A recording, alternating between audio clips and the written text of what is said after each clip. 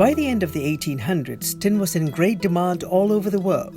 Singapore was uniquely positioned to capitalize on this valuable new commodity. There were many tin mines in Malaya, and Pulau Brani off Singapore housed a smelting operation owned by the Straits Trading Company Limited.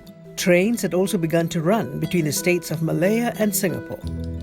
At its peak, the region successfully created 60,000 tons of refined tin annually.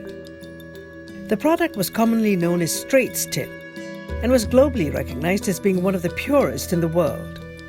By the early 1900s, smelting plants at Pulau Brani and Penang were producing over 60,000 tons of refined tin each year. Some in Singapore made their fortunes from the global tin boom, including Tan Kah Kee, also known as the Henry Ford of Malaya. He bought several pineapple canning factories and started filling tin cans with preserved pineapples. He eventually diversified into rubber and shipping. Others like Lee Nee Soon also made their fortunes from canning pineapples. In fact, by the early 1900s, all the world's pineapples came from Singapore in tin cans.